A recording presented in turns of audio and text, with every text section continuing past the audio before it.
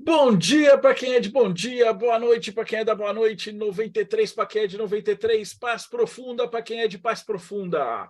Você está em mais um Boteco dos Illuminates e hoje a gente vai falar de um assunto que todo mundo curte muito aqui no Boteco, que é filosofia. E a gente já estava, na verdade, a gente já estava conversando isso faz meia hora, a gente esqueceu de ligar a gravação e já perdeu um monte de coisa legal para caramba que a gente falou. Sensacional, porque segundo a academia, só existe filosofia na Grécia e tal, mas hoje a gente vai trazer um filósofo que vai falar um pouquinho de filosofia e misticismo indiano, né? Então, antes de apresentar o nosso convidado de hoje, pelo Projeto Mayhem, Rodrigo Elutarque. Salve, pessoal! Hoje a gente vai explodir a cabeça de novo, mais uma vez aqui. Vamos lá. Já vou anotar que o Rafa Reis acabou de entrar também. Pelo Conexão Pagã, André Correia. Saudações, seres humanos, assunto interessantíssimo, onde filosofia se encontra, para mim, pela primeira vez com a Índia. Então, vamos descobrir tudo isso juntos, porque vai ser demais. Diretamente do Japão, Robson Belli. Ohayou gozaimasu para quem está aqui comigo, Konbawa para quem está no Brasil e Konnichiwa se você estiver vendo à tarde, isso gravado em outro horário. Bom, muito interessante, porque a academia só traz coisa do Ocidente, vai ser muito legal ver alguma coisa mais para os lados aqui de casa. E do Pedra de Afiar, Paulo Jacobina. Ah, não, antes do Paulo, o Rafa entrou. Rafa Reis, nosso tradutor do Rumi. Assalamu alaikum.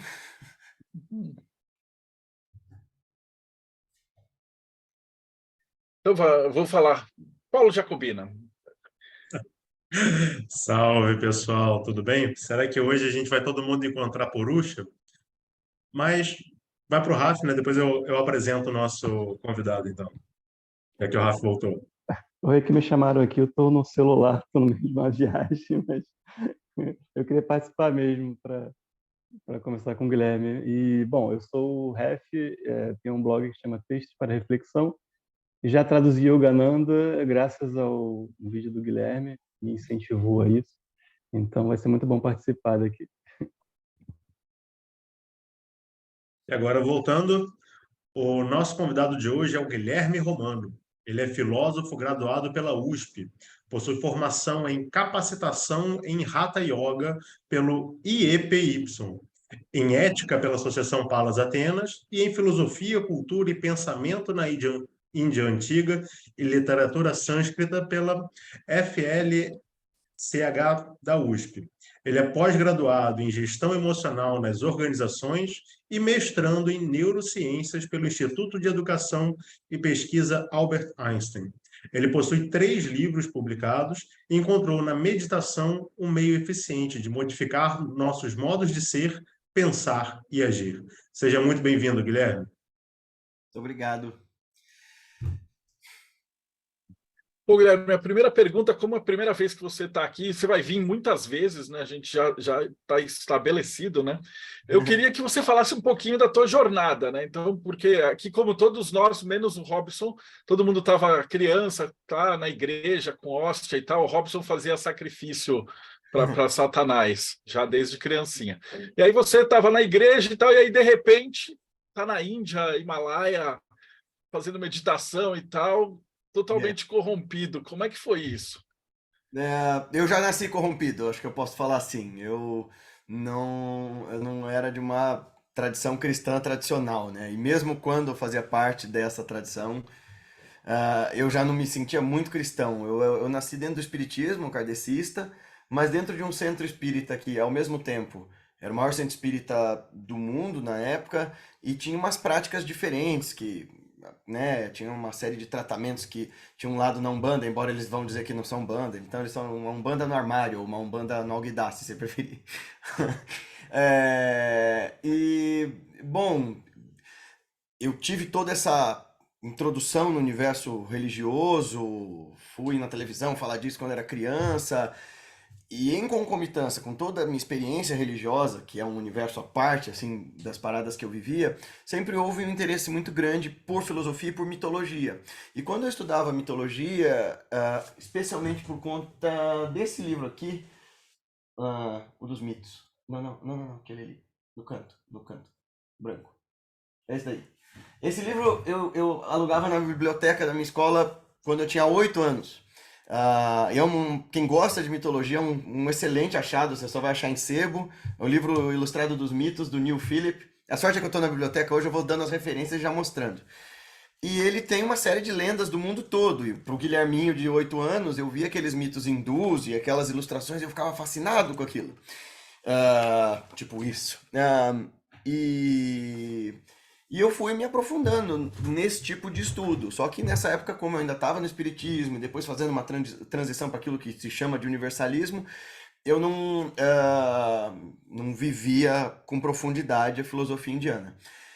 Daí eu comecei, quando eu tinha 14 para 15 anos, eu encontrei um yogi que depois veio a ser meu mestre, e comecei a meditar. Na época, comecei a fazer o que a gente pode chamar de Raja Yoga, né? Eu era um cara, veja, dentro do espiritismo a ideia de ter-se um mestre é uma coisa muito estranha, mas eu comecei a meditar, sendo um cara acelerado, TDAH e tal, conseguia meditar, mesmo que muito pouco, e comecei a ter uma experiência muito paulatina, assim, com esse universo esotérico ainda, não a filosofia indiana. Quando eu tinha 17 para 18 anos, e depois de toda uma trajetória, uma série de caminhos espirituais, quando eu tinha 16 anos, eu abri um centro espiritualista, e um monte de gente junto comigo, gente bem mais velha. E quando eu tinha 17 para 18 anos, eu entrei numa crise muito forte, uma crise suicida, e nesse contexto, numa ida para o cursinho, numa época que eu dormia muito pouco, estava muito muito mal, assim, eu falei com esse meu mestre e disse, olha, eu tô de saco cheio, porque eu já ouvi de amigo, já ouvi de professor, de psiquiatra, de psicólogo, que eu tenho que melhorar nisso, naquilo, mas ninguém nunca me ensinou o método, me dá um jeito, como é que faz para ser melhor? Porque que eu tenho que melhorar, eu até concordo, mas como é que faz isso? E aí ele disse, bom, agora sim você está pronto porque eu tenho para te ensinar, esse ano você vai para Bharat Mata. Aí eu, para onde?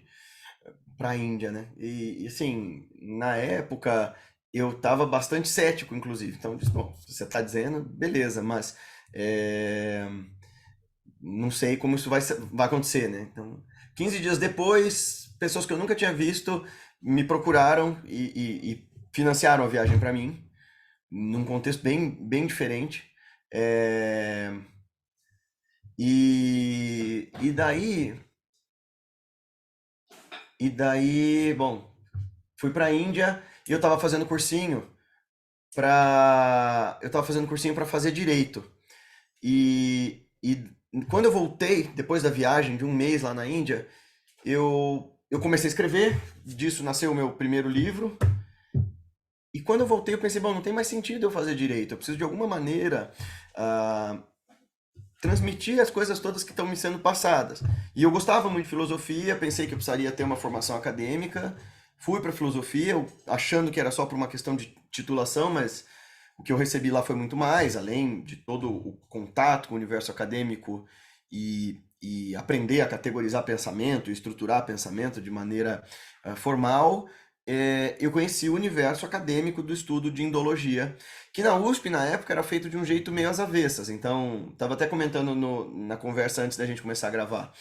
Eu fiz parte da primeira jornada de filosofia oriental que tinha lá, eu fui um dos espectadores na época, e foi um esforço de alunos e alguns professores de levar conhecimento de outras formas de filosofar para dentro da universidade.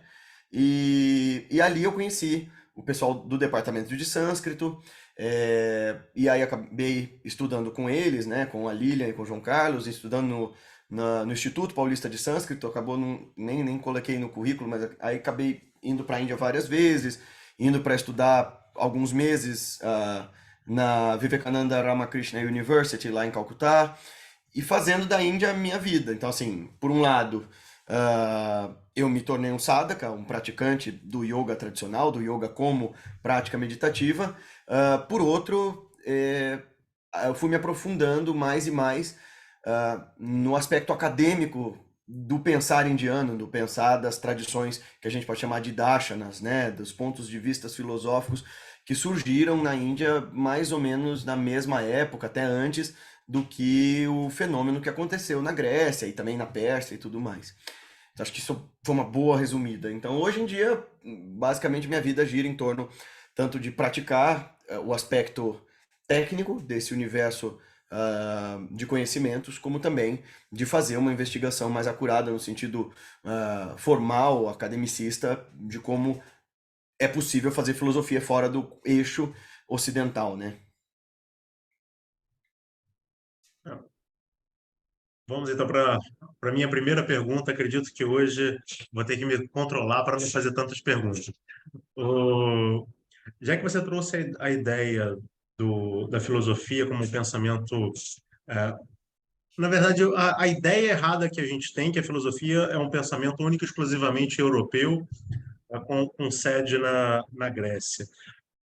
Normalmente, para o público em geral, quando pensa religião, mitos dentro da cultura indiana, faz-se muito uso de um termo mais ocidental, que é o hinduísmo, né? Quando, na verdade, a gente sabe que são vários pensamentos, né? O Sanatana Dharma, você vai encontrar uma série de coisas que se fragmentam e a gente coloca tudo numa coisa só, né? Você pode apontar para a gente alguns deles, mais ou menos? Porque, por exemplo, a gente vai ter uma coisa que começou a fazer sucesso no Brasil já tem um tempo, que é o Sankhya, né? Você vai ter o Vedanta, você tem esses ramos de pensamento, só que para muita gente isso é hinduísmo e taxa como se fosse uma coisa só, né? Você pode fazer um apanhado bem básico, não precisa se aprofundar muito, não, dando mais ou menos uma linha mestra de alguns desses pensamentos para a gente, por favor?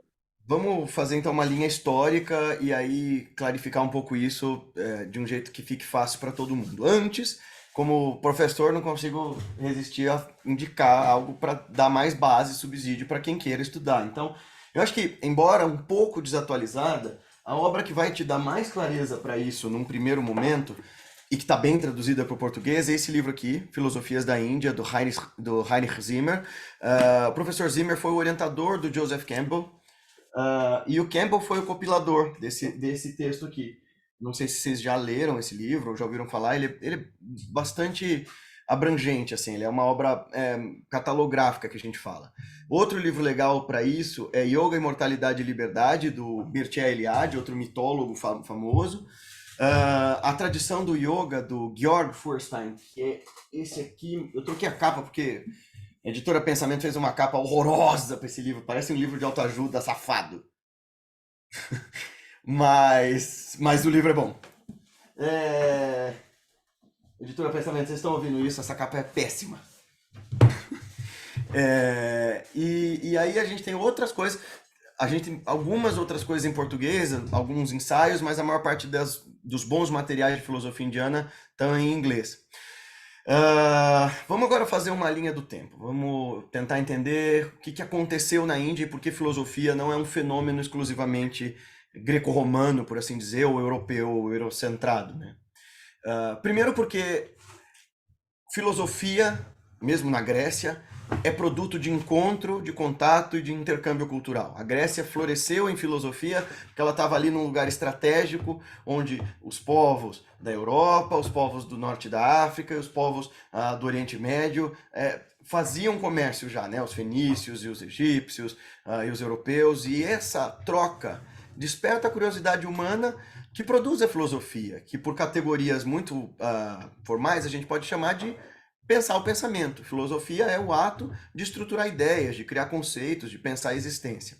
Mesma coisa acontecia na Índia, embora ela tivesse um lugar geográfico mais isolado, assim como a China, como havia uma autossuficiência, uma abundância de recursos muito interessantes, os povos que haviam ali tanto trocavam recursos com os povos vizinhos, como tinham um espaço fecundo para a filosofia, que Platão e Aristóteles vão dizer que são essenciais para o filosofar, que é o ócio, é a oportunidade de você parar e observar a realidade, né? Então, a Índia ela é formada por uma série de povos que foram se juntando ao redor de uma cultura que a gente chama de cultura ariana. Então, o povo ária que trouxe para a Índia uma cultura específica, que é uma cultura indo-europeia semelhante à cultura dos gregos, dos romanos, dos celtas, dos persas, um mesmo tronco linguístico, eles trouxeram para a Índia, dentre outras coisas, a guerra nas carruagens, os cavalos, certas formas específicas de culto e de agricultura. Os deuses do panteão védico lá atrás eram muito parecidos com os deuses greco-romanos, e eles trouxeram uma língua super sofisticada, que é algo que permite o filosofar, né? Não é à toa que a gente que chame tanto a nossa atenção, por exemplo, a filosofia acontecendo na Alemanha, a filosofia acontecendo em Roma, porque quando a língua tem a sofisticação necessária para descrever ideias sofisticadas, para descrever pensamento complexo, a filosofia floresce. E aí, quando a gente fala de filosofia indiana, é difícil no começo separar mística, religião e filosofia per si. Mas a gente tem lá palco para um monte de escolas e um monte de pensamentos. A mesma coisa que a gente vê com tanto entusiasmo acontecendo no Renascimento ou na Grécia Antiga, que é um monte de escolas com um monte de mestres, com um monte de ideias distintas entre si, sempre aconteceu na Índia. A diferença estrutural do que a gente vê como filosofia indiana e filosofia ocidental se dá fundamentalmente em 3 aspectos. O primeiro deles é que a filosofia indiana geralmente não é personalista. Então, desde milênios atrás, as mesmas perguntas, porque todos somos humanos e temos as mesmas angústias, quem sou eu? O que acontece com a gente quando a gente morre? Será que sobra alguma coisa? O que eu estou fazendo nesse mundo? Sempre foram as angústias de todos nós, né? Por que a gente sofre?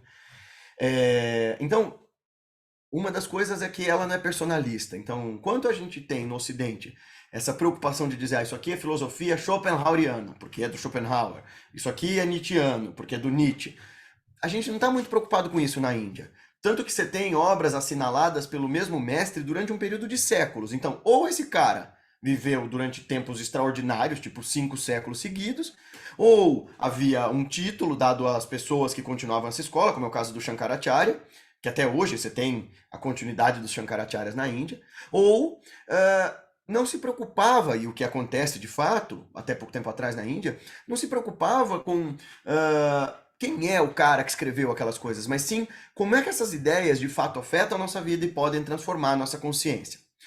E quais são os pontos de partida para essas múltiplas escolas de filosofia da Índia?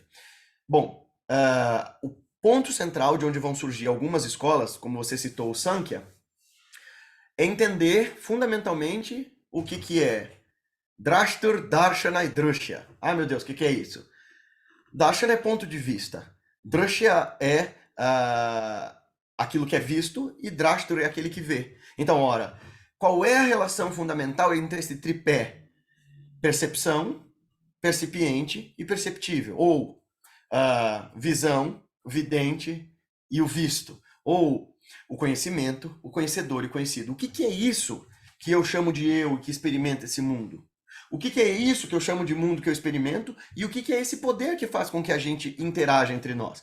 E para isso você vai ter zilhões de respostas de algumas escolas que, para nosso espanto, não estavam preocupadas em entrar em samadhi ou encontrar algum tipo de transcendência ou falar de karma. Algumas delas eram materialistas, como os charvakas, outras eram nihilistas, como os lokayatas.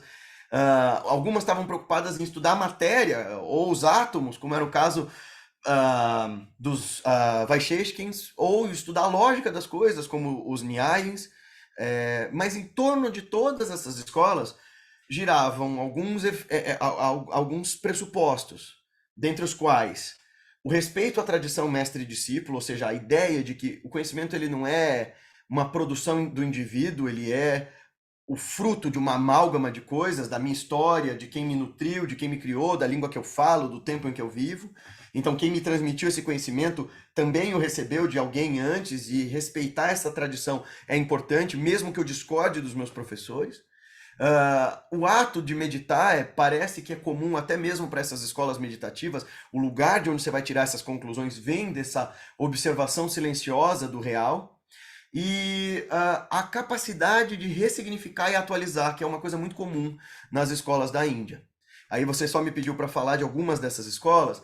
O ponto de partida, e talvez uma das mais antigas dessas escolas de filosofia, e que até o Hegel, que era um cara que detestava falar de filosofia fora da Europa, vai dizer, se tem alguma coisa dentro das filosofias indianas que pode ser chamado de filosofia, este algo é o Sankhya. Então, Sankhya parece ser uma base fundamental de onde várias coisas vão sair. Não só as filosofias hindus, ou seja, aquelas que não discordam dos Vedas ou concordam com os Vedas, depois a gente pode explicar o que são os Vedas, mas até outras escolas e que se transformaram em tradições per si, tipo o budismo e o jainismo. Tem como base o Sankhya, o próprio Buda estudou com o mestre Sankhya. Então, olha, só nesse livro aqui, Sarva Dakshana Sangraha. Deixa eu mostrar para vocês, só um segundo. Ai, meu Deus, não tô achando. Enfim, nesse livro aqui do Madhvacharya, que é um dos professores de Vedanta na Idade Média, ele categoriza 16 das principais escolas de filosofia que aconteciam na Índia durante mais ou menos 1000 anos atrás. 16 macroescolas com várias subdivisões. Então você tem escolas de filosofia. E o que é uma escola de filosofia dentro do contexto da Índia, né? A gente chama elas de Darshana. Darshana é ponto de vista, é uma visão de mundo. Então, cada uma dessas escolas pressupõe explicar o universo inteiro de acordo com uma forma de ver a realidade. Então você tem budismo, jainismo, você tem Vedanta, yoga, tantra. E você tem escolas, por exemplo, que vão explicar o universo através da linguagem, que são as escolas ligadas ao Panini, que vão falar que gramática é fruto de algo divino que nos faz dar significado à existência, e essa coisa de significar a existência faz ela passar a existir. É algo muito caro, por exemplo, para os sufis, né, que vão dizer que o papel, por exemplo, do profeta Adão, o primeiro homem, foi nomear as coisas, e então elas passaram a ter existência concreta. É uma ideia, claro, a gente está falando disso, pode parecer que eu estou dizendo de forma concreta ou religiosa, mas se você pensar no simbolismo dessa ideia de dar nome, dar conceito para as coisas e fazê-las existirem, é muito bonito, né? A ideia de que o conceito captura, enclausura uma realidade e faz ela ter, portanto, consistência. Então, bom, acho que eu falei um pouco do que é o universo de filosofias da Índia em mais de 4.000 e poucos anos de produção em alguns minutos.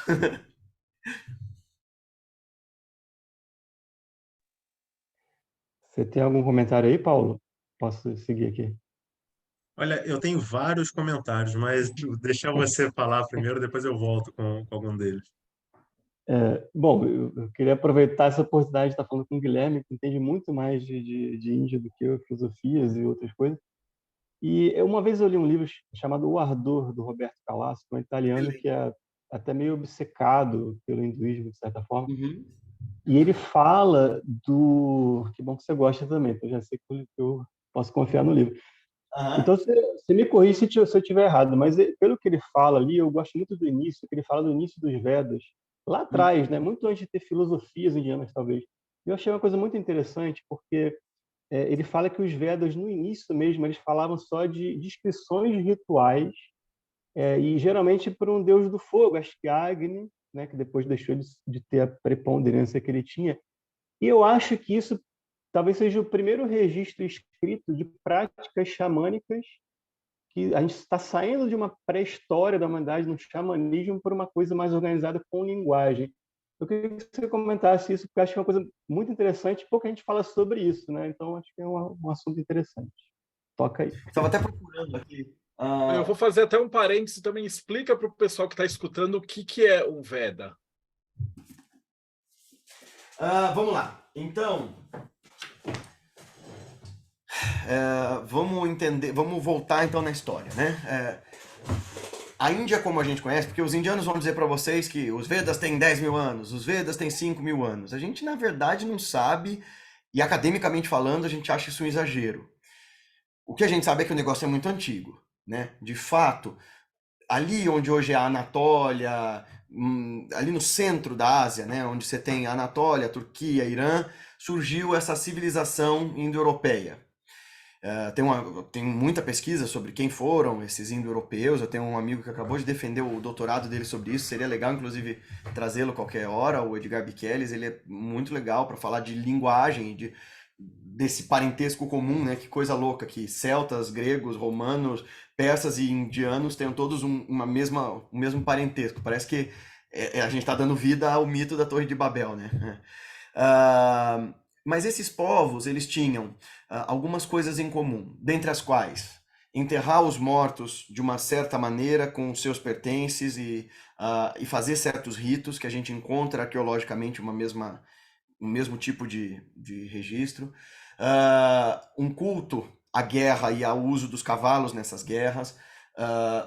Uma forma de adorar os deuses baseado na recitação de hinos, na adoração ao fogo e na oferta de alimento e de espólio de guerra e de frutos do trabalho nessas fogueiras. Mesma coisa que os romanos faziam, que os gregos faziam. A coisa é que, em algum momento, essas culturas se rivalizaram, principalmente as culturas persa e indo-ariana, né? Porque, em algum momento, o deus de um virou o demônio do outro. Então, você tem a palavra Asura para demônio, dentro do contexto indiano, e Ahura, dentro do contexto persa, que é Deus. E a nossa palavra para demônio, que vai virar devil, né, e daiva, daimon, enfim, é a palavra deva para os indianos, que é Deus. Então, o meu Deus é seu demônio, né? Mais ou menos assim. O que acontece? Quando os povos arianos entram na Índia, ali pelaquela passagem onde está o Irã, ali no Hindu Kush, eles trazem consigo uma cultura extremamente beligerante, patriarcal, com um sistema organizacional que vai virar depois as castas, mas naquela época ainda era uma coisa bastante móvel, você podia nascer numa casta, mas ir para outra, era mais uma questão de aptidão do que de nascimento, né? Tanto que você tem lá atrás mulheres participando da escritura dos Vedas, pelo menos é o que parece, né? Personagens que eram brahmanes, mulheres, discutindo de igual para igual com homens. E aí você tem a estruturação desses hinos, que vão ser o germe da literatura sânscrita que vai desembocar em todas essas filosofias. Os textos védicos originais, eles são hinos de louvor a esses deuses e descrições de rituais super complicados. Assim, vale muito a pena assistir um documentário chamado The Altar of Fire, você tem no YouTube. Ele mostra um ritual chamado Agni Chayana, que aconteceu nos anos 70, e que é um ritual védico como há muitos séculos, há muito tempo não se fazia na Índia. Então, um vilarejo de brahmanes resolveu fazer esse ritual como era feito antes, e com a substituição de alguns itens e tal. Então, aí você vê como que eram complicados esses rituais. Como é que isso vai desembocar na filosofia indiana? Olha, tem algumas hipóteses. Uma delas é o uso de mnemose, né? O processo mnemônico de decorar livros inteiros e recitá-los com métrica, com estruturação de ritmo, trabalha a nossa inteligência de uma forma muito particular. Além disso, esses rituais eram um processo árduo de contemplação da vida. E que, como eu disse, a Índia sempre foi muito boa em atualizar e ressignificar. Você nunca descarta um rito antigo, ou uma prática, ou uma filosofia. Você vai dar um novo colorido para ela. Então, quando você pega, por exemplo, muitos séculos depois, Shankaracharya, um grande professor, explicando esses ritos, ele vai dizer, olha, esses ritos têm sua função técnica no mundo, mas se você os fizer internamente, eles são o caminho para a iluminação. Então ele vai dizer, olha, esse altar com essa lamparina significa esse tipo de inteligência. Essa oferenda significa oferecer, sei lá, o alento, a respiração. Então, lá atrás, sim, os ritos védicos tinham essa estrutura religiosa, mas se você falar com um brahmana, né, um membro da casta dos brahmanes, eu não sei se de forma acurada, histórica e filosófica, ou com uma releitura, ele vai dizer, olha, aqui dentro você tem a essência da nossa filosofia.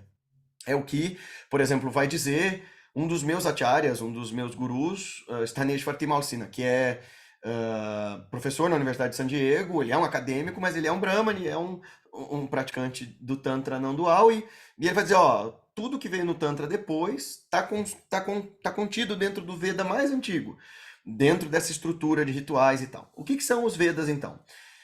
São um monte de livros juntados num compêndio de 4 grupos de livros. Então você tem lá atrás os ritos mais antigos, os hinos mais antigos e os textos, alguns dos textos mais antigos da história humana, que são o Rig Veda, o Rig Veda, né? Então você tem 4 Vedas, né? Os 3 originais e um quarto. Depois você tem o Sama Veda, que é um texto, é um conjunto de textos que na sua primeira parte está preocupada em ensinar a recitação dos textos do Rig Veda. Então, é um texto sobre poética, métrica e ritmo. É lá que você vai ver o Om aparecer pelas primeiras vezes, como até um recurso vocálico entre as recitações. Lá, lá, lá, lá, lá, lá, lá, lá, lá, Om, e aí assim segue, né? Aí você tem o Yajurveda, também com uma série de textos, hinos e trabalhos, e o último, que é o texto mais interessante para a gente que gosta de estudar o aspecto mais esotérico, porque é o Atharva Veda, é o texto que tem magias, encantamentos, mandinga, exorcismo, você vê isso tudo ali dentro dos Vedas, é muito interessante.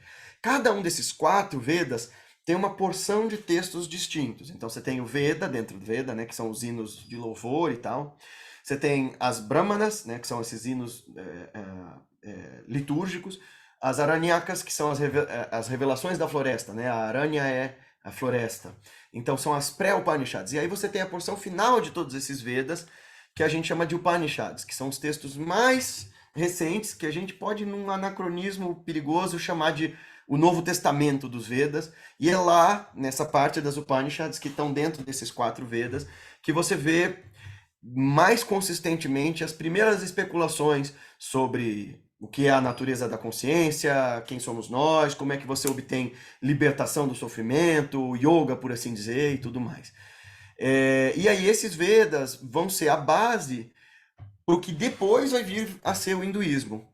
Hoje, o que a gente vê todo mundo dizendo, nós somos a religião védica, mas o hindu comum pouco lê, se é que lê os Vedas. Ele pratica seus rituais muito baseado nos rituais tântricos, que vão vir muito depois, e nos textos medievais que são chamados Puranas.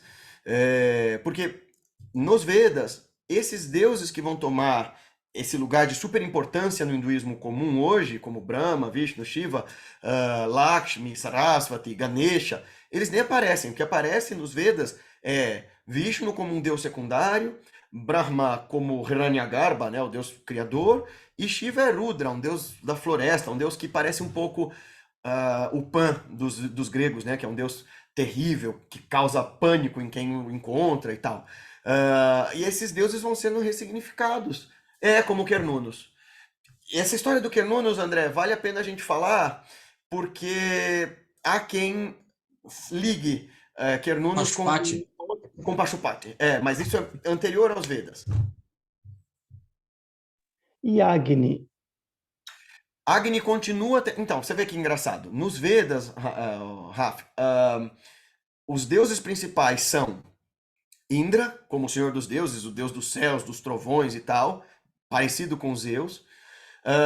Você tem Mitra, o mesmo Mitra dos persas, que inclusive ele era um Asura que foi, na mitologia ele era um Asura que foi transformado em Deva. Então, quer dizer, é um jeito mitológico de dizer, nós sincretizamos esse deus e trouxemos ele para o nosso panteão. E Varuna, que depois vira o deus das águas, mas Mitra e Varuna são os deuses da justiça e da ordem. E Agni, que é o deus do fogo, é o deus que vai lamber as oferendas do altar, e que ele continua tendo seu papel, você faz orações para Agni, para acender as lamparinas e tal, mas o papel dele, do mensageiro entre os homens e os deuses, vai ser ocupado por outras deidades, dentre as quais o próprio Ganesha. Em que século que acontece isso? Só para localizar. Que acontece a concepção dos As Vedas? Vedas, as primeiras Vedas, eles ainda não são escritos, eles vão ser textos contados ou não? Isso vai estar Dá até pra gente escrito. dizer que talvez o Ayurveda, se a gente quiser exagerar muito, tenha algo como 5.000 anos, porque a gente não faz ideia de quando eles foram compostos como texto falado.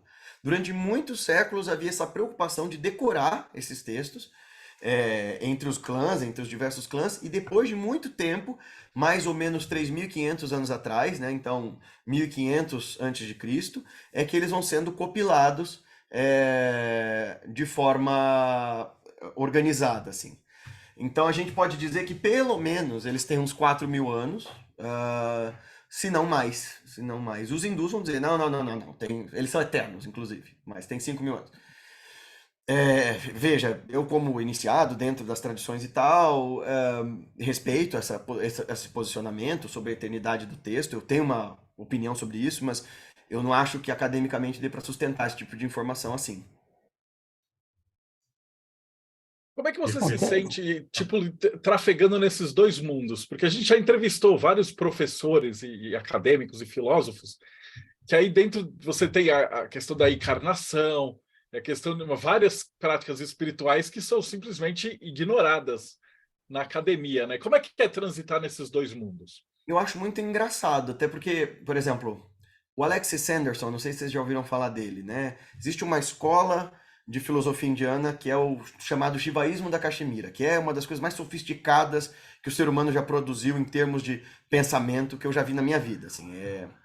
É o Advaita mais refinado, com os discursos mais complexos, e um dos principais leitores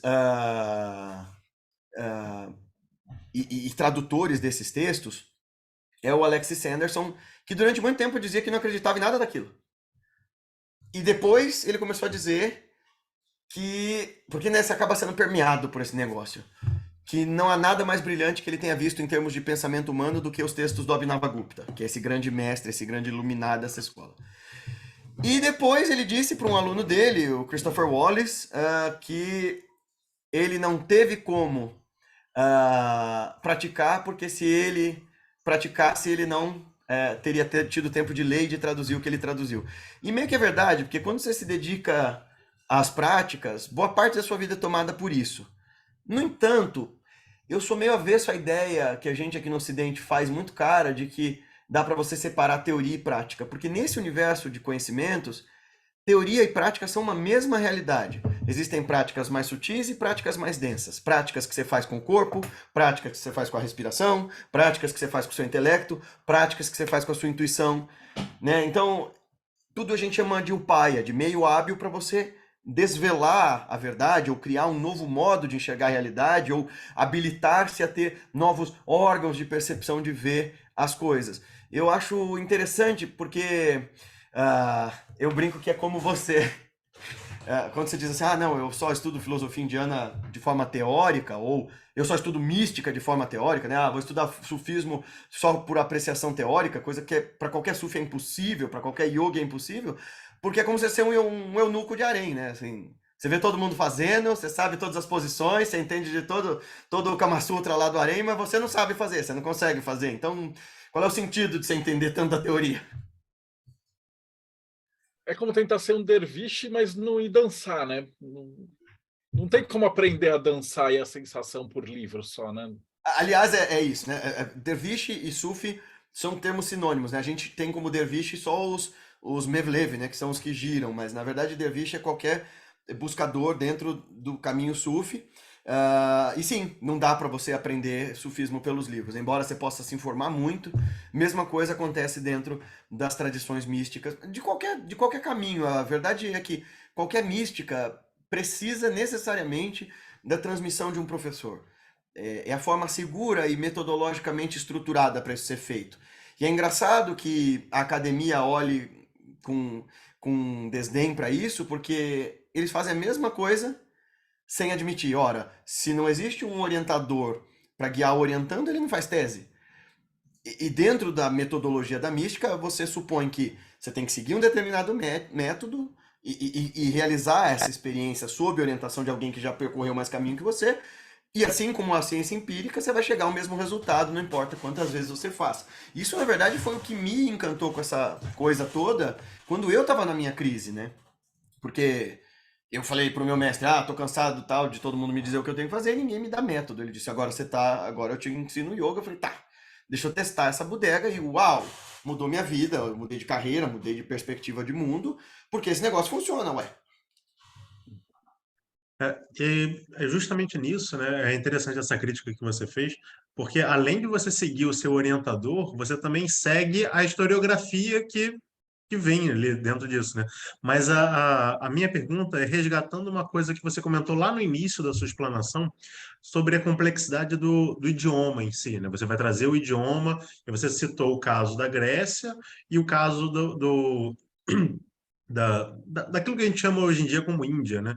Tudo bem que para mim o sânscrito é muito mais complexo do que o Koiné. O Koiné era um idioma bem mais simples, mas a gente também entende que o pensamento grego ele dava a possibilidade de você criar neologismos e aplicar determinadas coisas, né? E a gente sabe que o idioma como intermediário entre o eu e a realidade subjetiva, né, a existência em si, ela é fundamental, porque no momento no qual você nomeia alguma coisa, aquilo passa a existir para você. Você percebe isso? Tem uns artigos bem interessantes de antropologia trabalhando a ideia de cores, né? Então você vai encontrar que no grego você tem um nome específico para o azul claro. Então o grego ele consegue identificar o azul claro com mais facilidade do que outros povos, porque não tem essa palavra. E por ter a palavra, quando você bota a paleta de cor, ele reconhece aquilo e aquilo passa a fazer parte da existência dele. Mas trazendo essa ideia de linguagem, essas transformações que a linguagem vai trazer em si, já que você também começou a abordar no seu último comentário a respeito da evolução do pensamento, a gente tem um pensamento no Ocidente que, no meu modo de ver, é muito deturpado e diz-se beber de um pensamento oriental que é a ideia de karma. Né? Muita gente confunde a ideia de karma como uma ideia de sofrimento, e a gente vai ver que ela surge inicialmente no Upanishad, né? Não, eu não lembro agora exatamente qual Upanishad, comentando que você se torna aquilo que você faz. Né? Então, se você faz coisas boas, você vai se tornar uma pessoa boa. E como é que esse conceito do karma ele acaba se desenvolvendo para hoje as pessoas imaginar que, no meu modo de ver, erroneamente, quando desmorona uma encosta, a pessoa, tá todo mundo pagando karma, né? É uma forma de lavar as mãos para a questão social e jogar tudo na culpa de quem morre. Você vê que loucura? Porque o karma é justamente a doutrina da autorresponsabilidade.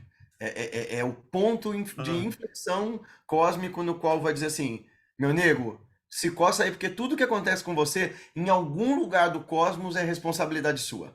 Claro, dadas as devidas proporções, porque o imperativo da compaixão e da misericórdia não é comum só às tradições do Ocidente, é comum a todo, né? O budismo tem como grande baluarte a compaixão, o hinduísmo também. Então, ou seja, estender a mão para quem precisa é fundamental. Quem está sofrendo não tem culpa do sofrimento, mas num ponto de vista cósmico, por que é que uma pessoa nasce naquela condição? É produto do karma. Como assim? Karma vem do sânscrito, da mesma raiz da palavra kriya, né? Que é a tradição que eu sigo, a Kriya Yoga, que é a raiz kar. Kar é agir. É justamente ação que leva a consequências. É o encadeamento da causalidade, né? Ação que gera reação, que gera reação, que gera reação. E essa ação que foi produzida por uma infinidade de outras ações antes das minhas. Por exemplo, a gente pode considerar que é karma, o lugar e a forma e o jeito que eu nasci pensando nas minhas outras vidas, ou eu posso considerar karma como a corrente de causas e efeitos que fizeram com que todos os meus antepassados, sei lá, no meu caso, desde a Itália ou da Alemanha, e o pessoal que era nativo brasileiro, que tem todas as misturas no meu sangue, todas essas pessoas em algum momento, em algum lugar desses vários séculos, desses vários tempos e espaços, se encontrassem, se apaixonassem, tivessem filhos, e aí esse monte de gente fez brotar o Guilherme em 1993, né? Isso tudo é produto de uma série de causas que me colocou num determinado lugar, numa determinada condição socioeconômica, com uma certa predisposição genética para algumas facilidades, para outras dificuldades. A coisa toda do karma e que a gente pensa, né, como maldição. a teosofia, principalmente o espiritismo, vão pegar emprestados conceitos indianos para justificar suas próprias doutrinas de um jeito meio, né, esquisito. Principalmente porque no caso do espiritismo, a reencarnação é uma dádiva, uma bênção, porque você está na jornada evolutiva como fagulha divina até se tornar um espírito puro. E na Índia não tem nada disso. Cada uma das escolas, dando a explicação do que nós somos, vão dizer, olha, reencarnar é uma merda. Eles vão dizer, Sansara é um aprisionamento, é um processo de volição insaciável. O ser, sendo esse ser o que for, sendo ele uma alma individual, um ser uno, ele deseja e por causa dessa insatisfação ele volta. E na tentativa de cumprir esse desejo, ele volta e volta e volta e vai fazendo, né, vai se atrapalhando no processo. Por que meu karma não pode ser dito como meu karma, como um negócio individual, assim? Quem fala muito bem disso é o autor desse livro aqui, que é um livro sinistro, para quem não está acostumado com filosofia indiana, ele é um livro pesado, assim, é o Aghora, né? At the Left Hand of God. O Vimalananda, que é o professor do Robert Svoboda, falava de um termo muito legal chamado Rinunubandhana. Então é a teia, o aprisionamento das ações. O que ele quer dizer? Olha, não existe essa coisa de meu karma. As ações que eu cometo são produzidas por uma infinidade de outros seres, visíveis, invisíveis, microscópicos, macroscópicos, que estão influenciando a minha ação e eu a deles. Então, bandhana é a prisão de eu estar aqui tentando resolver 1000 coisas, saciar 1000 fomes, né, abrir 1000 caminhos, porque eu estou preso nessa grande teia, e como numa teia, se eu bato num fiozinho, eu faço reverberar ela inteira. Então, karma é essa complexa teia de causas e condições que faz a gente viver a nossa vida. E que, no entanto, não é o que nos isenta de responsabilidade. Ao contrário, é o que nos coloca no centro da ideia de que a minha liberdade depende da minha tomada de consciência e do meu esforço para tal, e não de uma intervenção alheia ou de um favor divino. Perfeito. E aí, dentro disso, queria que você trouxesse para a gente, então, mais uma coisa, ainda falando sobre karma, que é um conceito que poucas pessoas acabam abordando e algumas acabam trocando os pés pelas mãos quando falam da ideia do karma futuro, daquilo da sua responsabilidade dentro dessa teia, daquilo que vai acontecer ainda. Dentro da doutrina do karma, a gente fala que existem 3 categorias de karma, que a gente chama de prarabdha, kriyama e sanchitta. Então, prarabdha karma é o meu karma passado, é aquilo que deu as causas e condições para essa vida que eu estou vivendo. É dito que, assim, mesmo mestres que atingiram a total libertação podem ainda ter um resíduo de prarabdha karma para queimar, e por isso que alguns mestres se iluminam e continuam vivendo um tempão, e às vezes sofrendo coisas, porque o karma é a balança cósmica. Tudo tende ao equilíbrio, não importa quem seja você, se você é Jesus ou você é, sei lá, Hitler, a balança do karma vai pesar igual para todo mundo. A diferença é o quanto você tem de consciência de como essa lei cósmica do equilíbrio perfeito funciona.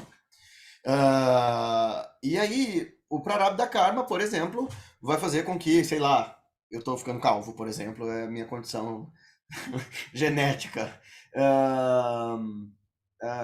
Vamos lá, a cor da minha pele, as doenças que eu posso ter. Então, esse é o karma com o qual eu nasci, a condição, a predisposição com a qual eu já tenho. O sanchitta karma é o karma que eu já estou colhendo as ações agora, de ações que eu tenho feito. E o kriyama karma é o karma que eu estou criando agora. Tá difícil. Então vamos pensar assim, se você é um arqueiro e você atirou uma flecha, mirou no pássaro, atirou a flecha. Esse é seu prarabdha karma. Não importa o que você faça, a flecha já foi lançada, você vai colher a consequência disso. Se você se arrependeu de atirar, se você está ansioso para a flecha chegar mais rápido, se você errou a mira, não interessa. Você já lançou a flecha e a consequência dela é atingir o alvo. A flecha que está aqui retesada na aljava, tremendo na sua mão, é o sanchitta karma, é o que você está criando a ação agora. E o kriyama karma é o karma que você está produzindo e que vai gerar efeito, né? É a flecha que está na aljava, é a sua possibilidade de ação. Então você pode trabalhar com esses 2 karmas, da flecha que está na aljava e da flecha que está retesada ali no arco. Aquela que já foi, você vai ter que colher as consequências. E aí o lance é que tem você e mais um monte de gente atirando flecha para todo lado. E todo mundo colhendo as consequências disso. Guilherme, eu queria aproveitar, já está falando de karma, talvez uma forma de resumir ainda mais, né, o que seria karma na visão indiana. Eu lendo e traduzindo a autobiografia de um yogi, do Yogananda, tem uma parte lá que eles falam que o karma é basicamente os desejos que você ainda tem para concluir ou para satisfazer. Evolução, E como eu que, falei. e que você, teoricamente, quando você se livra desses desejos, você conclui eles, você meio que está liberado ali. Aí eu queria que você comentasse isso e relacionando com o caminho da mão esquerda e mão direita também, se originário de certa forma na Índia, né? Porque tem um caminho que você, eu quero realizar todos os meus desejos para estar ali liberado, então já sei como é que o que significa, o que funciona, o que não funciona, e agora acabou. E tem os outros que preferem, pelo contrário, não se aproximar de certos desejos porque podem se enredar neles e tal, tem um certo receio disso. Aí eu queria que você comentasse esses dois caminhos. Vamos lá. Dentro das várias escolas do que a gente vai chamar de yoga, então, porque todas essas tradições que vão criar mecanismos, tecnologias para entender o sofrimento e superar o sofrimento, e aí a gente está falando do yoga, do Sankhya, do Vedanta, do budismo, do jainismo, são todas o que a gente chama de escolas yógicas, que vão usar a meditação como mecanismo de autoinvestigação e ferramenta para a própria libertação. Você vai ter diferentes perspectivas sobre o que fazer com nossos desejos. Mas todas elas vão colocar o desejo, né, ou seja, a volição, a nossa vontade, como tema central do porquê que a gente encarna, do porquê que a gente vive e também necessariamente do porquê que a gente sofre graças à nossa falsa identificação com esses desejos e com as frustrações advindas desses desejos. Algumas escolas vão dizer para nós, abdica do desejo, isso aqui é tudo delusão, é ilusão, é uma mentira, é um sonho, abre mão disso tudo porque esse mundo nem existe. Essas são escolas mais radicais. Outras escolas vão dizer, existe realidade nesse mundo, mas a forma com a qual você lida com o mundo, consigo e com seus desejos é que te faz sofrer. Então, parece que algumas delas estão sendo mais indulgentes, mas não é bem isso. Veja, como praticante de Tantra e de Kriya Yoga, eu e Yogananda mesmo dizendo que este mundo é um sonho cósmico de Deus e tal, eu acho que existe espaço para o deleite, para o desfrute, para o que a gente vai chamar de bhoga. Ora, não fosse assim, Lahiri Mahashaya, o grande fundador dessa tradição do Yogananda, não teria permanecido casado, chefe de família, né, tendo emprego e tudo mais. Ele teria ido para a caverna, ficado lá com o guru dele e tá bom. E a preocupação do guru dele, um sannyasi, era vai e ensina esse caminho para quem é chefe de família. A coisa que você tem algumas formas de chegar nessa experiência oceânica do absoluto. Tá muito ruim o som, eu deixei a janela aberta, eu não tô no estúdio, mas é que tá passando um avião agora aqui. Tem algumas formas de chegar nesse lugar dessa suprema liberdade. Todas elas passam por investigar a natureza desse desejo. É claro que não é simples assim, Raf, você só entender a natureza do desejo e ele acaba, né? Porque senão essa história do equilíbrio kármico não funcionaria bem assim. É uma tomada de consciência mais profunda. E às vezes, alguns desejos a gente quer ver ser saciados. Por exemplo, o Yogananda, quando estava para morrer, e tem um livro bem legal sobre isso, chama-se In Memoriam. Esse aqui. Esse aqui está até fechado, porque o outro que eu li está aqui. São os relatos dos discípulos dele, dos últimos dias, e ele vai anunciando que ele está para morrer, e é um negócio muito impressionante. E nos últimos dias de vida chega uma caixa de coco verde para ele. E aí ele começa a chorar, e os discípulos falam, o que foi? Ele fala, até esse último pequeno desejo a Mãe Divina quis me conceder para eu não ficar atado às correntes do karma, né? Eu vou saciar minha vontade de tomar água de coco, porque tenho saudade de casa, lá tomava-se água de coco, imagina, nos Estados Unidos, anos 50, não tinha água de coco. E aí ele, né, passa alguns dias e ele sai do corpo na frente, né, ele abandona o corpo na frente de 5.000 pessoas, num evento público. Mas isso não é o que define Tantra de mão direita, via da mão direita e mão esquerda, tá? Indulgência com os prazeres ou não. O que fala de mão direita, Dakshinachara, e mão esquerda, Vamachara, é o Tantra, que é uma doutrina, uma escola que vai acontecer bem depois daquele período dos Vedas e que é uma tradição que vai amalgamar um monte de conhecimentos e aperfeiçoar um monte de coisas, tanto a filosofia da linguagem, quanto os ritos, quanto o yoga, vai usar tudo como meio expediente para a sua libertação. O Tantra da mão direita é esse da via dos rituais, dos mantras, né, que a gente chama de mantra marga, e da contemplação da linguagem, da instalação de mantras dentro do corpo, da adoração de deidades. E de algumas prescrições restritivas, como coisas que a gente vai chamar de sáttvicas, que são ligadas a esse aspecto luminoso, puro, limpinho da natureza. Não no caso do Tantra por achar que existe o bem e o mal como a gente classifica, porque se a gente está mirando na não dualidade, tal coisa é um pouco difícil de conceber, né? Bem e mal como tão separados assim.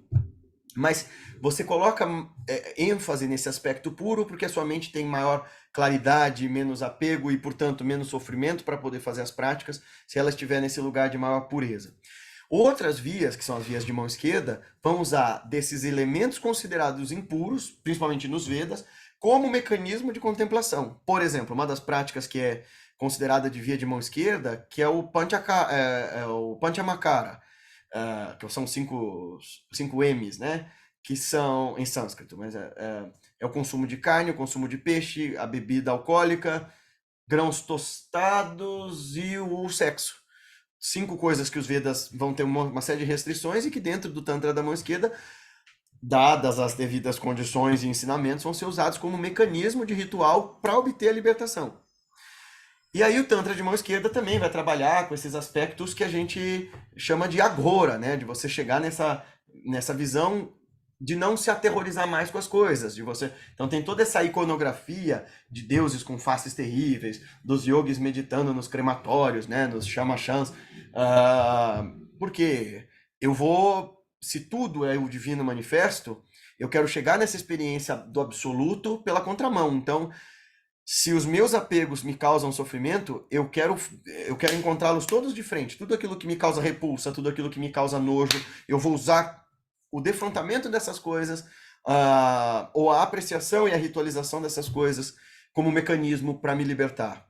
Então, por exemplo, um mestre que era um desses mestres completos e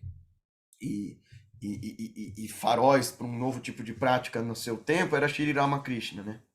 Então ele tinha tantos discípulos que eram brahmanes e que seguiam uma vida yógica muito bonitinha, não comiam carne, não bebiam bebida alcoólica e tal, como ele tinha outros que eram, por exemplo, ele tinha um discípulo que era o maior ator de teatro na Bengala no seu tempo, né, o Girish Ghosh.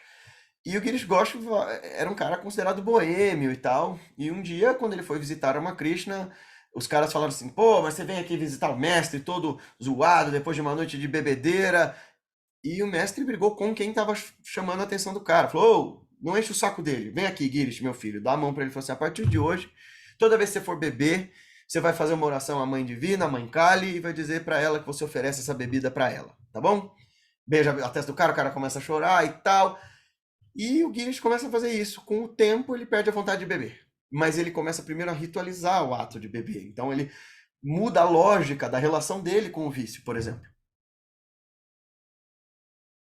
Fantástico. Não, isso Nesse- é bem interessante e eu admito que eu forcei um pouco a barra de comparar as duas coisas, mas era justamente isso, né? Eu acho que isso se comunica um pouco com essa coisa do karma também, de ser a realização dos desejos. Quando a pessoa ritualiza, quando ela entende isso também como, de certa forma, uma não dualidade, né? Que a bebida também faz parte do caminho, de certa forma, ela consegue também se libertar, que a ideia realmente, a ideia não é ficar um yogi bêbado, mas assim, você se comprazer com aquilo, entender para que aquilo servia e agora não serve mais, aí você segue em frente. Essa é a minha ideia.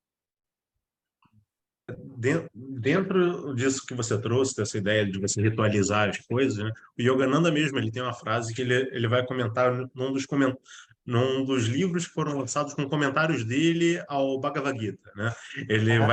Ele vai comentar que mesmo um rito, se ele é praticado sem consciência, ele se torna uma coisa corrompida, né? Porque a ideia que você trouxe do discípulo, que ele começa a fazer a ritualística antes de beber, é porque ele vai trazendo a consciência para o ato em si, e ao ter a consciência, ele tem a capacidade volitiva de decidir aquilo que, de fato, ele ele vai seguir, né? E aí você pode falar um pouco disso para Eu acho que essa é uma das coisas que mais me fascina na Índia, sabe, Paulo? Que é a ideia de que não há nada mais sagrado, não há nada mais divino, e aliás, não há nada não há nada que distingua consciência de Deus. Tomar consciência das coisas é trazer o divino para a presença das coisas. Então, tanto que algumas escolas, como o Vedanta do Dayananda, né, da Glória Rieira, vão dizer que o estudo do Vedanta, por exemplo, é o que te ilumina. A meditação não é o caminho. O que caminha é você ter contato com a verdade, e esse conhecimento, essa tomada de consciência vai acontecendo, uma hora você chega lá.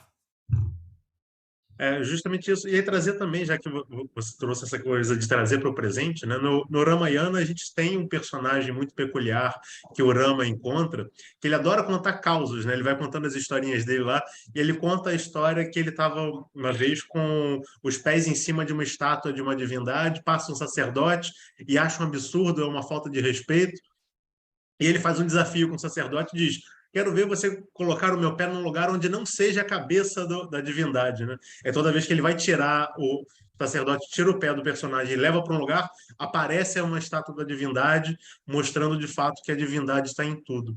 E você pode explicar um pouco para a gente, já que a gente já está chegando no horário um pouco mais avançado, falar um pouco sobre Purusha, sobre trazer essa ideia da consciência, já que você trouxe esse ponto para nós, por favor.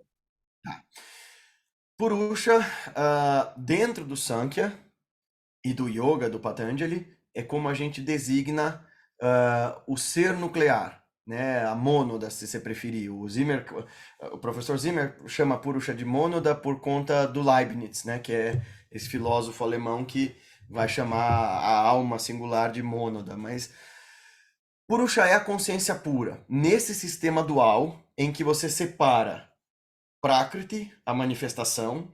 O que é a manifestação? Ora, são os elementos da natureza, são os sentidos que me permitem perceber esses elementos, são os sentidos de resposta que me permitem interagir com eles, é a minha mente, é o meu intelecto, é a minha egoidade, é tudo que me aparece, então. Tudo que aparece aqui é Prakriti, essa matéria que é animada pela luz de Purusha, que é a consciência pura, sempre plena, sempre livre, porém singular. As escolas das quais eu sou adepto, a tradição do Yogananda é adepta, Ramakrishna, são as escolas que tendem ao Advaita, que a gente fala. Então, Purusha existe, ele é a condição mais individual do sujeito, mais pura desse indivíduo. Antes disso, você tem Diva, que é o que a gente poderia chamar de alma, que é o que reencarna, que é esse apanhado de informações que segue existindo, mas Purusha é essa pura consciência que ilumina o mundo. Ora, nenhum de nós aqui pode dizer que o Sol está trabalhando em nós. Claro, né? A gente pode exagerar e dizer que sim, o Sol sustenta energia, dá energia para as plantas e tal, mas o Sol não está na Terra, né? Ele ilumina a Terra, ele viabiliza a vida da Terra, ele nutre as criaturas da Terra. Da mesma forma, o Purusha, ele não participa do mundo fenomênico, mas ele é o que ilumina como consciência pura esse universo. Agora, as escolas Advaitins, as escolas não duais, vão dizer assim, que não é que você vai trabalhar extenuadamente para chegar nesse lugar do isolamento, né, que a gente chama no Yoga Sutra de Kaivalya, que é você emancipar a sua alma e o resto do universo que se dane. Você vai chegar a uma conclusão indiscutível para você de que você, o universo e todas as manifestações participam de uma mesma realidade. Essa realidade se chama de eu. Atman significa literalmente eu, é um euzão, é o eu do qual todas as coisas são signatárias. E esse eu, esse Atman, ele é sinônimo de Brahman, do divino absoluto, ou de Shiva. Ele é a suprema consciência em seu estado mais perfeito. E aí meu mestre vai dizer que essa consciência mais perfeita, que a gente intui por conta dessa nossa capacidade de farejar a verdade mais profunda em nós, ela se dá como Brahmatma Guru, né? Ela é o divino que me inspira a buscar um algo a mais, ela é meu si mesmo, e ela é o mestre interno que me aponta o caminho, e ela é o grande guru que vez por outra toma forma de um mestre vivo se você tem a sorte de encontrá-lo e que vai te demover da sua ilusão. E a natureza última desse Purusha ou desse Atman, desse ser mais nuclear, não é outra coisa senão Satchitananda. Ou seja, se você quiser explicar, afinal de contas, depois que esses yogis meditaram tanto, o que eles entenderam? Quem sou eu, afinal de contas? Eles vão dizer, olha, o que você é aquilo que o fogo não queima, o vento não seca, a água não molha, o tempo não destrói. O que você é pura existência, Sat, pura consciência, Chit, e puro Ananda, pura felicidade. Aquilo que você está destituído das perturbações geradas por essa mente inquieta que deseja coisas e se frustra por não obter esses desejos ou por quando obtê-los, perceber que eles não são tão legais assim quanto eu imaginei que eles seriam. Cara, que Mas fantástico. uma história védica legal para explicar isso. Qual é a natureza do eu? Uma história que quem é meu aluno que está vou aqui na live, vou aqui atrás de mim assistindo, já não aguenta mais eu me ouvir contar. Mas a história que diz que o rei dos devas e o rei dos demônios, dos asuras, foram até um guru para perguntar, afinal de contas, quem sou eu? Né? Eu acho que isso está na Taittiriya Upanishad, está numa das Upanishads. E eles dois chegam até um grande guru, porque na Índia deuses e demônios também aprendem com mestres, e dizem, mestre, afinal de contas, qual é a origem de todas as coisas? Qual é o ponto de onde se principia esse universo? Qual é o X da questão, o começo dessa parada toda? E aí, esse mestre abre os olhos, imerso em Samadhi, né, nesse estado de supraconsciência, ele abre os olhos, aponta para o nariz de cada um e diz assim, Tattvamasi, tu és aquilo, e volta a meditar. E aí os dois ficam boladíssimos, né? Eu sou aquilo? Pode crer, né? Eles voltam pra casa, o demônio faz um puta churrasco. Tá ligado, cara? Eu sou aquilo. Nossa, você acredita? O cara me falou, eu sou a origem de tudo, eu sabia. Eu sou aquilo, você entendeu? E o rei dos deuses começa a ficar assim, o que será que ele quis dizer com eu sou aquilo? O que ele se referia?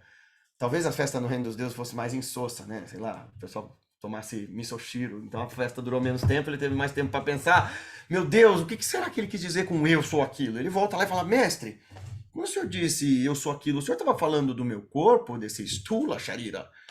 Nete, vamos assim? Não, tu és aquilo. Pensa, o senhor estava falando da minha mente? Nete, tu és aquilo. Não é minha mente, não é meu corpo. O senhor estava falando do meu intelecto, Buddhi? Nete, tu és aquilo. Então você estava falando dos meus sentidos. Isto não, tu és aquilo. O senhor estava falando dos meus outros corpos, dos meus Panchamaya Kosha. Não, tu és aquilo. Está falando do meu karma. Não, tu és aquilo. E ele vai perguntando, até que as perguntas se esgotam. E quando não há mais palavra para designar este eu real e apenas pura consciência resta, então o rei dos deuses entende. Isto que a palavra não descreve, mas que é a realidade imediata da percepção do eu total de todas as coisas, isto, que é pura existência, consciência, bem-aventurança, sou eu em última instância, que eu deixo coberto por um monte de camadas do que não sou eu. É por isso que os sufis vão falar que esses nafis, né, essas camadas do ego, são 70 mil. É como dizer que são infinitas camadas de véus delusórios que me impedem de ver quem eu sou, mas que está ali. E é por isso também que Irumi fala que você não nem precisa tanto buscar o amor, mas só remover as barreiras que você mesmo criou para ele. Isso. E dá para traçar um paralelo também, numa pegada mais ocidental, com o interrogatório de Jesus, né? Quando Pilatos pergunta para ele o que é a verdade, e ele simplesmente se cala, né? Guilherme, eu queria falar um pouquinho dos teus livros agora. Você falou que tem 3 livros escritos, aí o primeiro foi da tua experiência na Índia. Então, conta um pouquinho para a gente como é que foi, o que é o livro, do que trata, o que tem nele. Um outro Guilherme. A Eterna Dança Cósmica, ele nasceu com a minha primeira viagem para a Índia, mas conta das minhas experiências espirituais, né? Do 0 até os meus 18 anos. Então, toda a minha experiência no espiritismo, na Umbanda, nessas tradições todos os fenômenos que aconteciam comigo, e que eu posso te falar que eu nem sei Não, aliás, eu sei, eu não concordo com muita coisa do que era ponto de vista meu nessa época aqui. Assim. O pessoal que leu e que construiu esse livro, estava junto comigo quando eu construí esse livro, fica bravo de eu dizer isso. Mas assim, tem seu valor, eu não nego nada do que está aqui, mas eu não vejo as coisas como. Eu não enxergo a explicação sobre as coisas como eu enxergaria nessa época, que tinha muito de espiritismo, vocês vão ver, que eu falava meio verborrágico e tal. Mas quem leu gostou muito e tal, tem toda uma pegada sexto sentido, menininho passando coisas apavorantes, como tem no sexto sentido. O segundo é um tratado sobre revolução de si, que é o que eu aprendo com os mestres, então é um manual prático sobre meditação, como meditar, qual a história da meditação, filosofia da meditação, tem muito da mística de muitos caminhos e como fazer a prática, tem desde sugestões de como fazer uma prática meditativa consistente, avançar na prática, até contos, né, porque vocês falaram sobre as várias histórias, toda a tradição espiritual usa dos contos como meio hábil de ensinar essas verdades emocionais profundas. Então tem muita coisa que eu aprendi com o meu mestre aqui. Não tem a Kriya Yoga, porque Kriya Yoga não se aprende com livros, mas tem o caminho para fazer uma sadhana legal. E esse aqui é um livro que é o mais recente.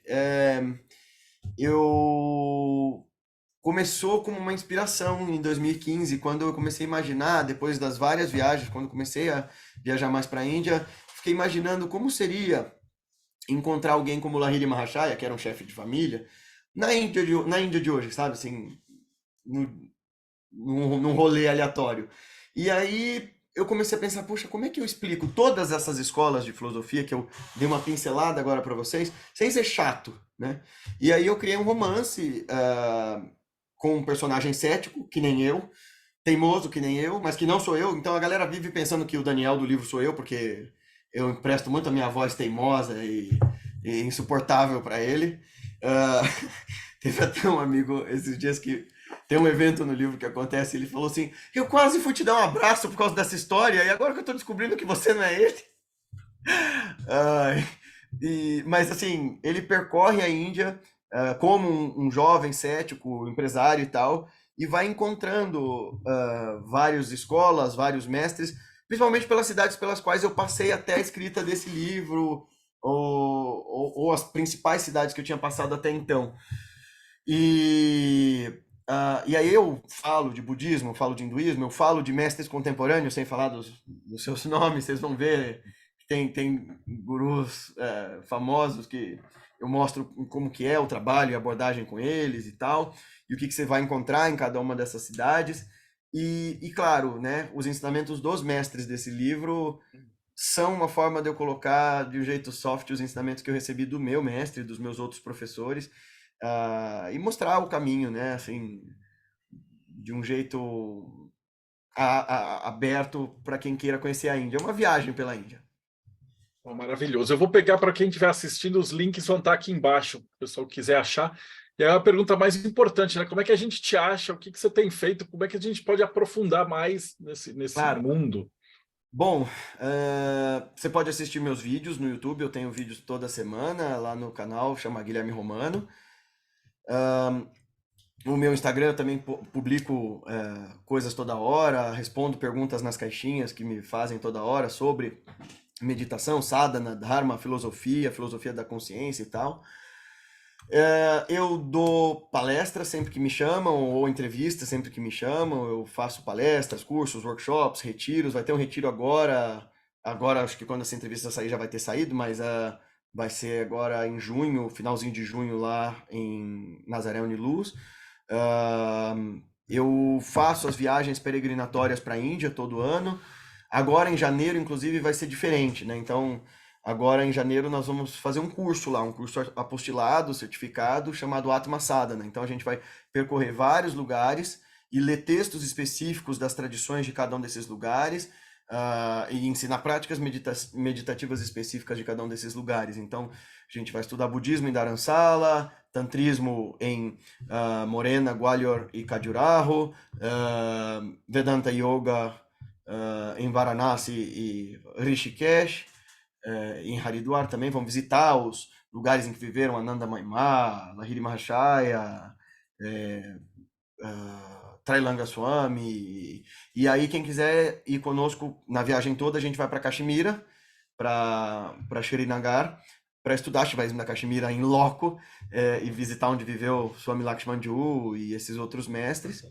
E quem quiser também dá para ir numa pré-viagem, né? Antes de ir com a gente dia 3 de janeiro, dá para ir passar o Ano Novo na Índia, no Rajastão, estudar o Tattva Bodha, mas nos palácios. Um amigo queria ir para o Rajastão e fez a gente organizar uma pré-viagem diferente da viagem que eu geralmente faço com o grupo, mas aí tem gente que vai viajar com a gente o mês todo, então dia 26 de dezembro até 25 de janeiro, mas a viagem tradicional, esse curso do Atma Sadhana, começa dia 3 de janeiro de 2024, lá na Índia. Maravilha. E os cursos? Daqui. Bom, aí os cursos, eu tenho um curso de meditação para iniciantes, então ele é um curso que serve tanto para quem já medita e queira novas técnicas e jeitos de melhorar a atenção, concentração, a qualidade da meditação, dor postural e tal.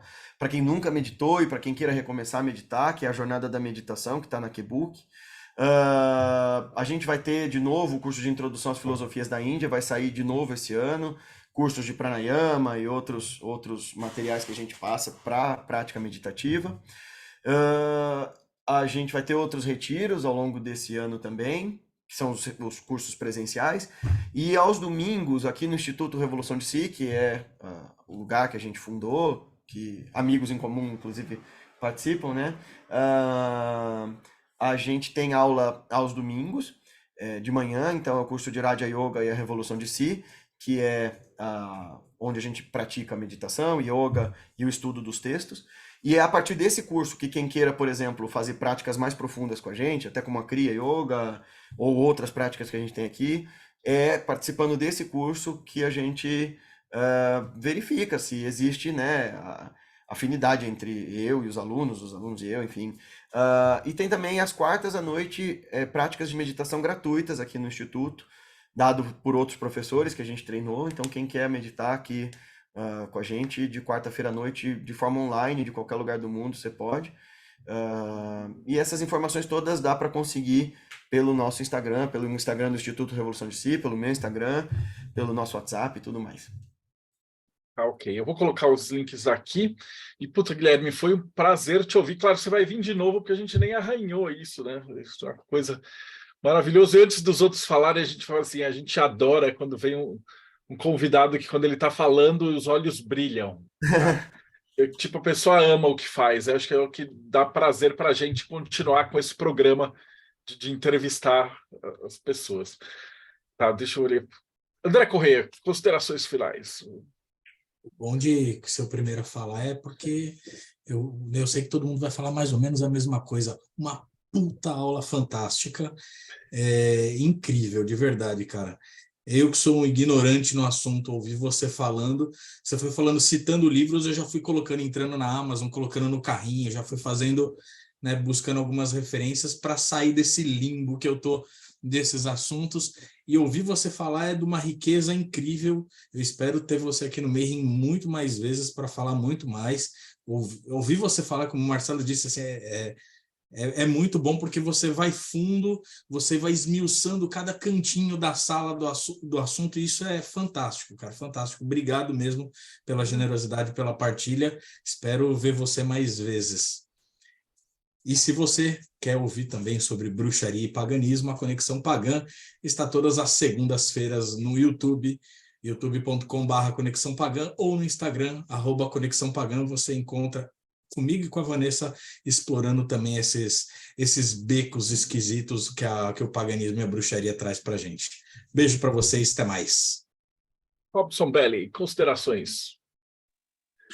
Assim, ele fala com tanta riqueza e traz tantos assuntos que têm correlação com o que nós praticamos no Ocidente também, só que usa, claro, expressões hindus, né, para se referir a essas questões, e eu acho isso muito interessante, porque ele mostra que, afinal, o Oriente e o Ocidente não está tão distante assim, só mais palavras sendo ditas para conceitos muito próximos que nós temos em ambos os lados.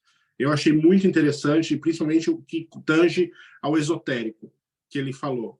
A visão de prisão, o mundo como prisão do espírito, a questão, essa visão, essa parte, inclusive, que ele estava falando, me tocou bastante, porque é parte da minha pesquisa também, e eu acho muito interessante.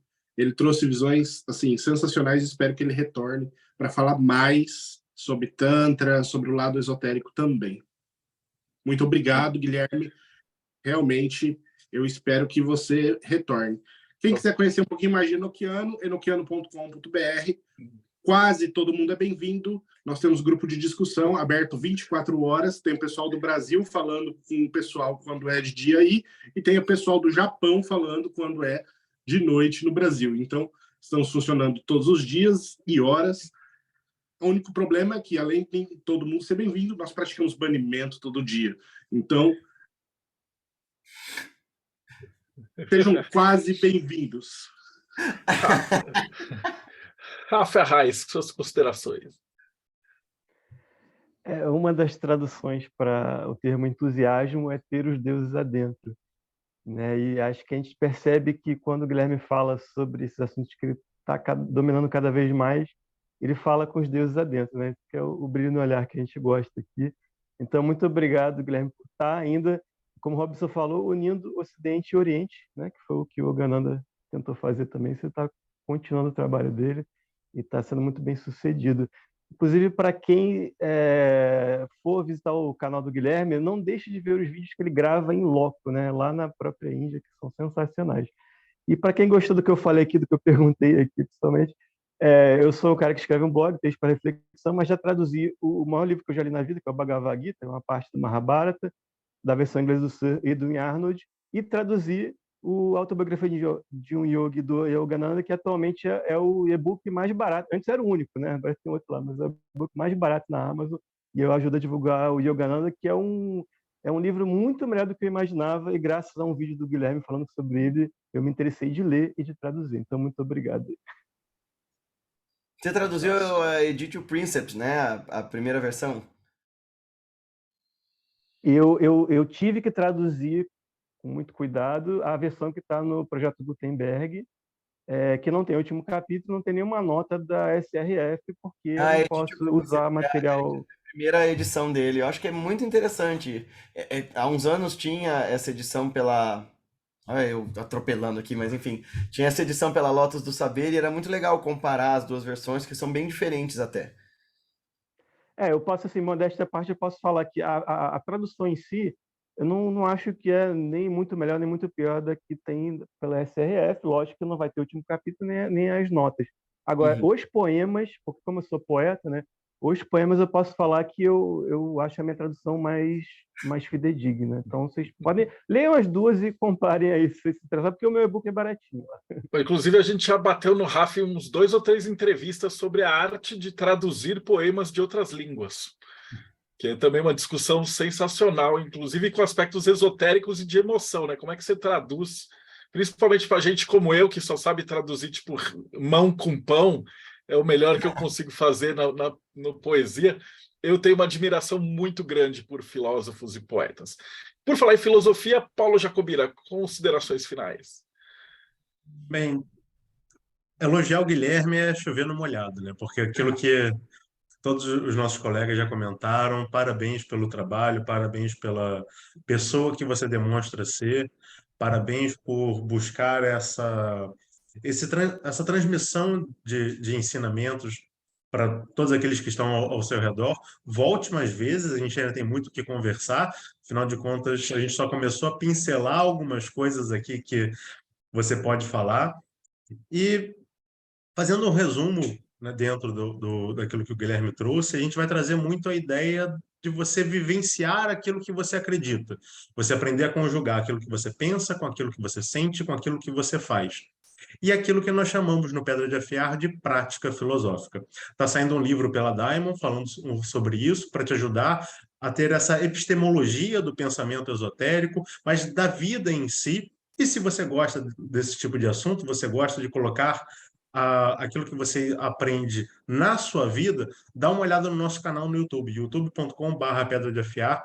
Lá a gente tem vídeos toda semana falando dos temas mais diversos, mas sempre trazendo uma reflexão que pode ser encaixada na sua vida para torná-la um pouquinho melhor. Até a próxima. E Guilherme, mais uma vez, obrigado.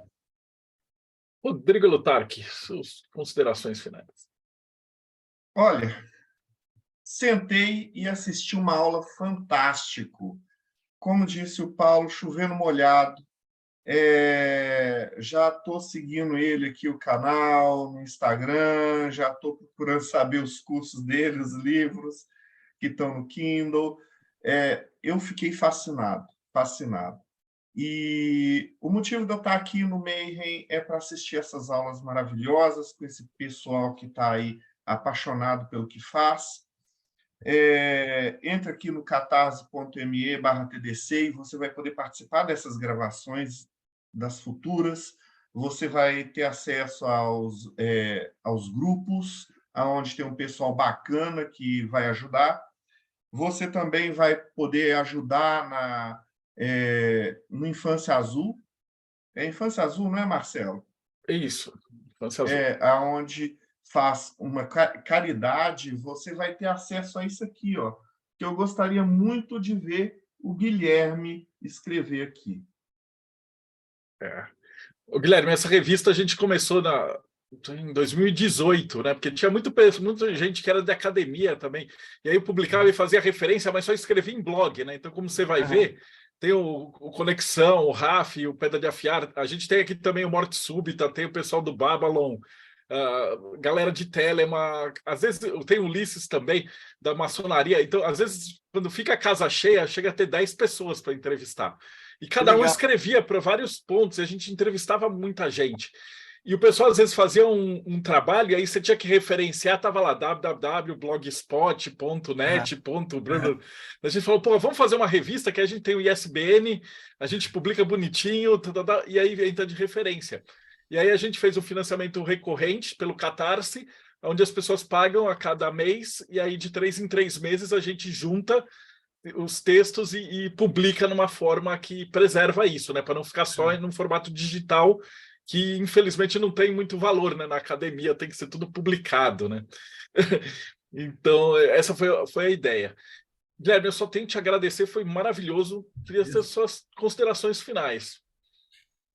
Puxa, considerações finais, eu não vejo outra razão da gente buscar a prática espiritual, estudar filosofias da mente ou da consciência, do Oriente ou do Ocidente, senão para encontrar na vida mesma sentido para embelezá-la. De outra forma de dizer isso, eu diria que não há razão para a gente meditar ou procurar o si mesmo se não for para incluir o outro, para participar o nosso próximo dessa nossa grande aventura da existência, se não for para a gente descobrir que se nós todos fazemos parte dessa mesma grande unidade, porque é muito bonito dizer somos todos um dessa forma esquizotérica e vazia, mas é difícil incluir o outro na minha preocupação, no meu espaço de compaixão, de legitimidade, de bondade amorosa. E eu não vejo outra razão para a gente fazer prática, senão para, de fato, reconhecer o divino, a bondade, o bem no mundo e no outro e trabalhar para que ela se multiplique. Eu não vejo outra razão para que os mestres, por exemplo, mesmo depois de iluminados, continuem a nos ensinar, senão porque eles enxergam eles mesmos em nós e nós neles, e que compaixão seja a forma mais exaltada de amor incondicional que a gente pode ver expressa nesse mundo, e talvez a única solução para essa nossa demência individualista, consumista e superficialista que a gente vem vivendo. Fantástico, gente. Pode ter certeza que o Guilherme vai voltar. E para você, tem muita gente nova hoje aqui. Essa entrevista é número 433. Então, se vocês curtiram hoje, pode ter certeza que tem mais 400 entrevistas do mesmo nível. A gente procura fazer uma curadoria muito boa em quem que a gente chama aqui. Você já viu também que as perguntas...